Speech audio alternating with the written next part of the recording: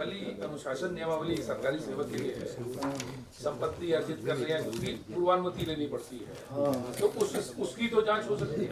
हाँ, हो सकती है। मतलब मैंने अर्जित करने का आकलन न करके जो अनुशासन हम लोगों के लिए है वो हो सकती है ना। अच्छा, आप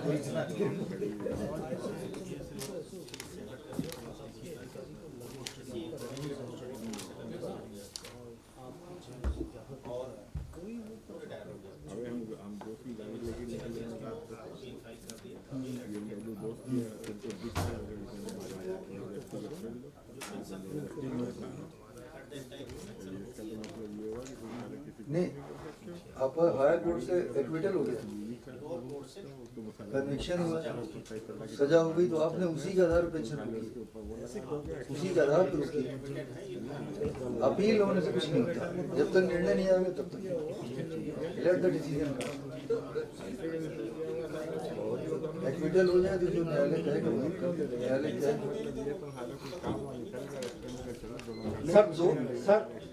सर कुछ नहीं मिलेगा। देखिए ऐसा है कि जो आपके पेंशन रूल्स हैं, अगर दो बातें बता देता हूँ। एक तो डिसमिसल है, जो डिसमिसल अगर किसी का होता है तो उसे कोई पेंशन नहीं मिलती। और हमारे यहाँ के जो दंड है, जो ऑल इंडिया सर्विस के जो रूल्स हैं, ऑल इंडिया सर्विस में IAS, IPS, IFS आते हैं, उसके दंड थोड़े अलग हैं। उसमें एक मेजर पनिशमेंट है कंपल्सरी रिटायरमेंट। ये जो चलने दो ना, ये जो क्वेश्चन आंसर कंपल्सरी रिटायरमेंट हमारे यहाँ जो है वो दंड नहीं है। हमारे यहाँ, हमारे प्रदेश में compulsory retirement is not punishment, वो स्क्रीनिंग में आता है। स्क्रीनिंग में आता है तो उसको सारे लाभ दिए जाते हैं। लेकिन ऑल इंडिया सर्विसेज में जो कंपल्सरी रिटायरमेंट है वो मेजर पनिशमेंट है। तो एक व्यक्ति को कंपल्सरी रिटायरमेंट का दंड मिला, उसको पेंशन नहीं मिली, जब वो मर गया तब उसकी पत्नी ने फैमिली पेंशन के लिए एप्लीकेशन लगाई कि तब हमको तो दो। तो कोर्ट ने कहा कि जो पेंशन रूल्स हैं, पेंशन रूल्स, उसमें ये कहा गया है कि यदि दंड के रूप में किसी को सेवा से हटाया जाता है, दंड के रूप में, हमारे यहाँ जो कंपल्सरी रिटायरमेंट है वो दंड नहीं है, उसको तो मिलेगा। ऑल इंडिया सर्विस वालों में दंड के रूप में कंपल्सरी रिटायरमेंट है, तो दंड के रूप में हटाया गया। हमारे यहाँ दंड के रूप में हटाने के दो ही हैं, रिमूवल एंड डिसमिसल। वहाँ पे कंपल्सरी रिटायरमेंट भी दंड है। तो उसकी पत्नी को भी फैमिली पेंशन। मेरी 12 तारीख की वीडियो आएगी, उसमें मैंने उस जजमेंट को डिस्कस किया है। 12 तारीख की आप मुझे आप कॉल दे दीजिएगा, आता है ना, तो 12 तारीख की मेरी वीडियो में मैंने उस दिन रिलीज होगी। पेंशन और नो पेंशन उसका शीर्षक मैंने रखा, उस जजमेंट को मैंने डिस्कस किया। अच्छा, ठीक। हाँ, उपाम वाला, डिसिप्लिनरी प्रोसीडिंग वाला जी।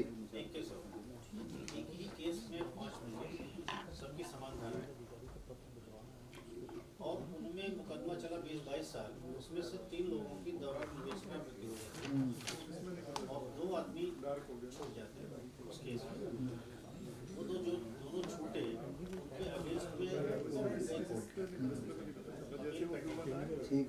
जो 3 मरे, उसमें से एक की पत्नी ने कहा कि उसके जो सेवाकालीन लाभ हैं, चूँकि वो मर गए दौरान विवेचना, उनका मामला छोड़ दिया जाता है, कुछ हुआ नहीं, क्या उसको ये पेंशन दी जाएगी? उसके सेवाकालीन लाभ दिए जाएंगे, बिल्कुल दिए जाएंगे। देखिए ऐसा है कि एक जजमेंट भी है।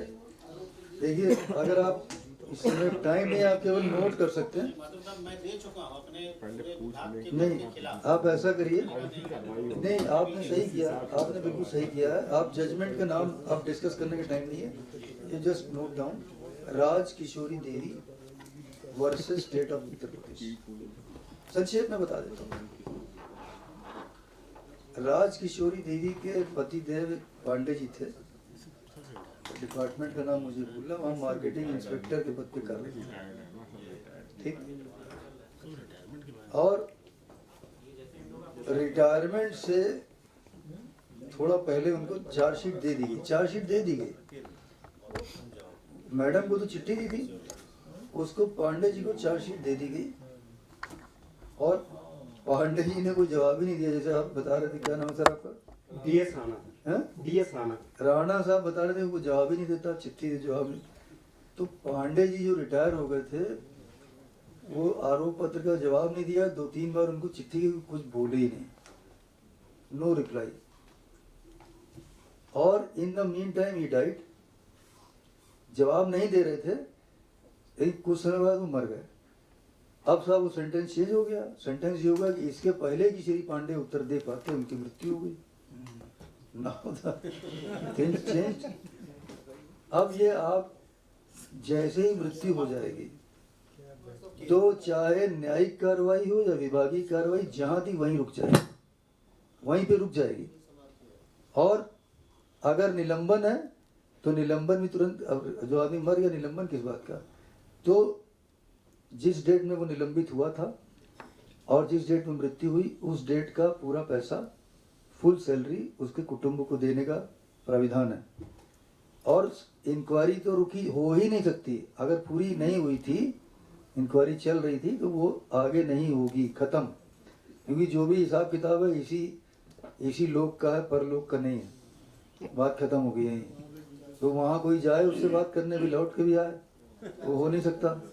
ठीक, कौन वो जाए फिर वापस भी आ जाए। यदि इसमें वो जवाब दे भी देते, उनकी व्यक्तिगत सुनवाई भी हो जाती, तब भी नहीं हो सकता। इवन उनका दंडादेश भी पारित हो नहीं, जाता। दंडादेश अगर हो गया, हाँ। नहीं पार। उसके बाद में जो अभियोजन की वो अभ्यावेदन की कार्यवाही है, उसका मौका तो उनको नहीं मिला ना। मान लीजिए दंडादेश पारित हो, उधर अभ्यावेदन उनको निर्गत हुआ। एनीवे, मतलब सर का मतलब ये है कि इंक्वायरी इनकम्प्लीट। यस सर इसलिए अभी मैं अपनी बात पूरी कर लूँ फिर आ जाऊँ, तो मैं भूल जाऊँगा। देखिए ऐसा है कि अभी अभ्यावेदन के बाद दंडादेश जारी होता है। एनीवे, सर का मतलब ये था कि इंक्वायरी इज इनकम्प्लीट। मैं अपनी बात कंप्लीट कर लूँ, बूढ़ा आदमी हूँ, भूल जाऊँगा, है ना। ये बुढ़ापे में भूलने की बीमारी हो जाती है ना, कि कहाँ थे फिर आगे। तो क्या हुआ, अब वो ही डाइड, तो जांच वहीं पर रुकनी थी, रुक जानी चाहिए थी। और ये पुरानी बात है, आज से करीब 15 साल पहले की। तो उन पे आरोप था 4,68,000 समथिंग का, उन पे आरोप था कि इतना इन्होंने क्षति पहुंचाई है। तो जब वो मर गए तो डिपार्टमेंट ने वो 4,68,000 उनके देयकों में से काट लिए, वो रुके हुए थे, और बचे हुए पैसे उनकी पत्नी श्रीमती किशोरी देवी को पकड़ा दिए। अब किशोरी देवी गई कोर्ट में कि साहब, पहले तो उन्होंने चिट्ठी दी कि जांच अभी चल रही थी, जांच खत्म हो गई, आपने कैसे काट लिए। डिपार्टमेंट ने कोई जवाब ही नहीं दिया। तब श्रीमती किशोरी देवी हाई कोर्ट गई।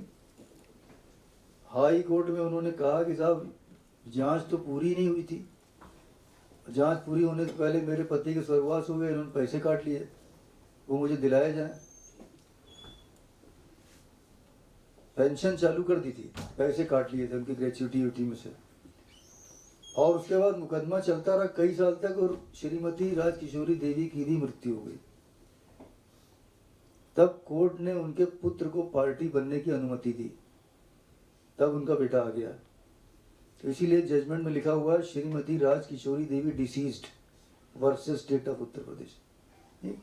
अब उनका पुत्र आ गया और पुत्र ने मुकदमा लड़ा। तो कोर्ट ने जब उनको बुलाया, उन्होंने कहा कि साहब, इनकी जांच चल रही थी, नियम है कि जैसे ही मृत्यु हो जाएगी जांच रुक जाएगी। कहाँ साहब जांच रोक दी? तो उन्होंने कहा कि तुमने काट कैसे लिए 4,68,000? कहे साहब, इन्होंने किया था। कहे तुमको पता था इन्होंने किया था, तो तुम जांच किस बात की कर रहे थे? जब पता ही था तो इंक्वायरी किस बात की हो रही थी? उनका ये 9% इंटरेस्ट आप इनको पूरा वापस करिए, और विद 9% इंटरेस्ट उनके पुत्र को जो 4,68,000 काटे थे, विद 9% इंटरेस्ट उनको वापस किए गए।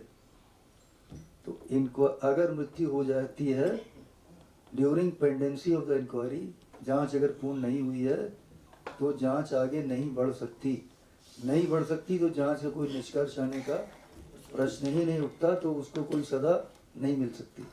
आप उसकी सजा उसे कुटुंब को कैसे दे देंगे? अपने जीवन काल में वो सजा पा जाता तो पा जाता, कुटुंब को तो नहीं मिल सकती ना।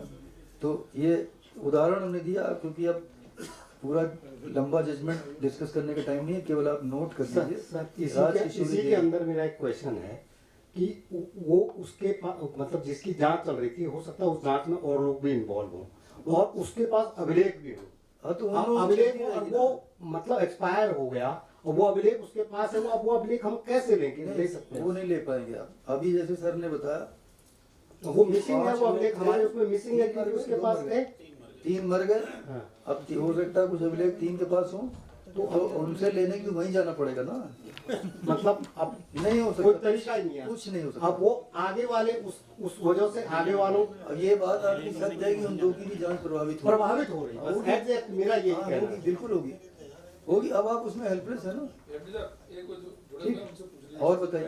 सर एक क्वेश्चन था सर। अरे हाँ कर लीजिए। एक क्वेश्चन ये था सर कि जब ये विजिलेंस की जांच होती है हाँ तो विजिलेंस को मान लीजिए कि एम्प्लॉय के खिलाफ एफआईआर करनी है। देखिए, एफआईआर की बात अलग है।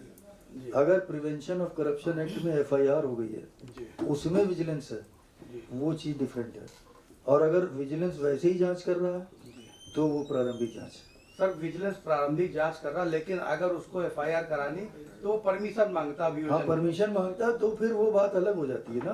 तो सर ये पूछना अभियोजन था की मुझे। स्वीकृति मांगता है, लेकिन अभी हाई कोर्ट ने सुप्रीम कोर्ट ने कह दिया कि भ्रष्टाचार के मामलों में अभियोजन की पूर्व स्वीकृति की आवश्यकता नहीं होगी। ये कह दिया, सुप्रीम कोर्ट ने कह दिया।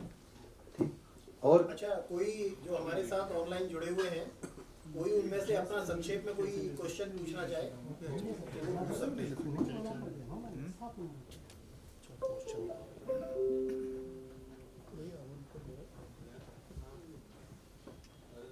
तो हम ये मान के चल रहे हैं आज अभी किसी के पास कोई क्वेश्चन नहीं है, और हो गए तो सर क्या नंबर भी उस पर डाल देंगे हम ग्रुप पे, तो आप व्हाट्सएप के माध्यम से ही अपनी क्वेरी के बारे में जानकारी ले सकते हैं।